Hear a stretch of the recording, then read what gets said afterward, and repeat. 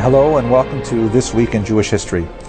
We will soon be ending the 3-week period of mourning that culminates in Tisha B'Av, the 9th day of the month of Av, which is a date upon which many terrible things happen to the Jewish people. It's typically observed with a national fast and many other markers of mourning. One of the horrible things that happened on this day was the outbreak of World War I, which occurred on August 1st, 1914, or Tisha B'Av of that year. Gavrilo Princip, a Serbian nationalist, had earlier assassinated the Archduke Ferdinand, and in a series of cascading diplomatic moves, all of the major European powers mobilized, and Germany ultimately declared war on August the 1st.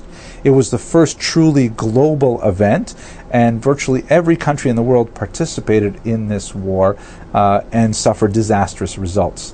The war descended almost immediately into these intractable trench warfare tactics, which had long periods of quiet, punctuated by brief outbursts of terrible violence, often facilitated by new technologies, including gas warfare, tanks, airplanes, and so on. For Jews, it was especially difficult because, as a multinational people, there were Jews, of course, in all of the countries fighting in World War I, and many of them felt very strong nationalist loyalties to their homelands, and as a result, they found themselves facing each other across front lines, an element of war which had not often affected the Jewish people. Perhaps the bloodiest theater of war was the former Russian Empire, which had collapsed in 1917 in the last year of World War I, and the resulting power vacuum gave rise to many different forces that were traversing the former Russian Empire, in particular Ukraine, including Russian nationalists fighting to restore the Tsar, the so-called White Russians, Soviet Russians, anarchists, and of course Ukrainian nationalists. And all of these various troops perpetrated horrible pogrom violence against the Jewish population and against many other minority populations, including the Mennonites and the Poles. This violence was typically predominantly property damage in nature, fires, but there were also a significant number of rapes, and of course the loss of life was horrific. Although some 50,000 Jews may have lost their lives in these pogroms, this horrible act of violence was overshadowed by the Holocaust, and as a result it has received fairly little attention.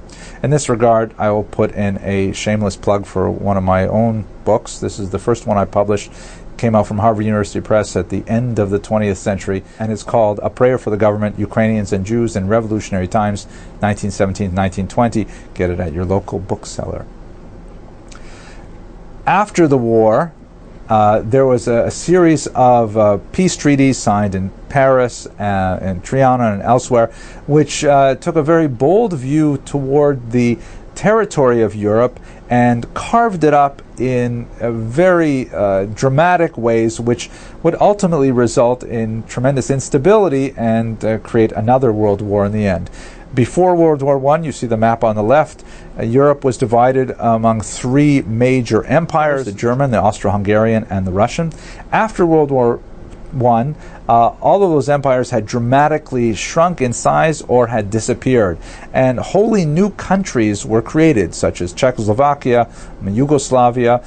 Poland was reborn after nearly 200 years of absence, and there are a tremendous number of people who found themselves very dissatisfied with the post-World War I peace treaties, and as a result they formed revisionist movements that ultimately would create a Second World War, compounding the legacy of Tisha B'Av of 1914. There is some definite positive side for the Jewish people. Part of the legacy of World War I is the fact that the British got very involved in the region of Israel, and the British presence in Israel, although it would ultimately sour, nevertheless this would finally result in the creation of the State of Israel in 1948. But more seriously, and more in keeping with the theme of Tisha B'Av, it was in World War I that a young Adolf Hitler, shown here in Munich on the day that the war was announced, very enthusiastically threw his lot in with Austrian soldiers. He would ultimately be wounded, including being attacked by chlorine gas, and he would bear those resentments very heavily against Jews, and ultimately they would find expression in the Holocaust. So we should reflect on these events as we approach Tisha B'Av next week, and I hope that this is the last Tisha B'Av that we will have to commemorate in this sad manner. Thank you for watching.